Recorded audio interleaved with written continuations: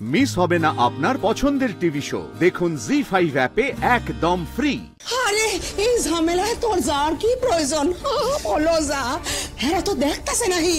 হেরা বিপদে পড়লো আর আমি ঘরে বয়ে থাকুম, এটা কেমন করে হয়? এই যে বাচ্চাটারে বাসে বার লগে বষ্টুমিমা বাচ্চাটার লয়ে পালাইলো, আর আমাকে বৌমা বাচ্চাটার লয়ে আইলো। তারপরে বষ্টুমিমার কি হইলো সেটা আমার জানান লাগবো না?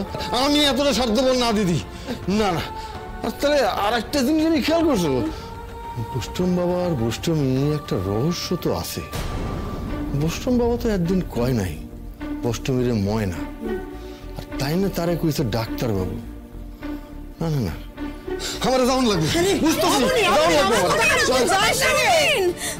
আটকাইতে পারলা না, যেতে দিলে ওরে। কি বলতাছেন দিদি? আমি আটকাতে চাইলেই কি তিনি আমার কথা শুনতেন? কোনোদিন শুনছে? আর কি ভুলটাই বা তিনি করছেন কোন তো? হ্যাঁ, তিনি তো বাড়ির কর্তা, তাদের ভালো মন্দ সবকিছু দেখানোর দায়িত্ব তো তারই। বষ্টমীমা, বষ্টমীমা, বষ্টমীমা, বষ্টমীমা, বষ্টমীমা, হ্যাঁ তো এইখানে দেখতাছি না। বষ্টমীমা, বষ্টমীমা, বষ্টমীমা, কোথায় গেলেন আপনি? ডাকাতগুলো বষ্টমীমারে কি করলো? এটা তো বষ্টম বাবাই ভালো কইতে পারবো। বষ্টম বাবা, বাবা আপনি আমার কথা শুনতে পাইতেছেন?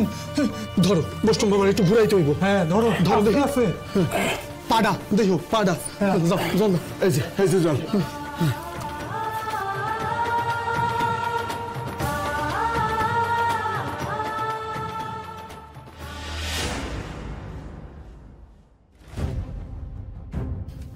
কি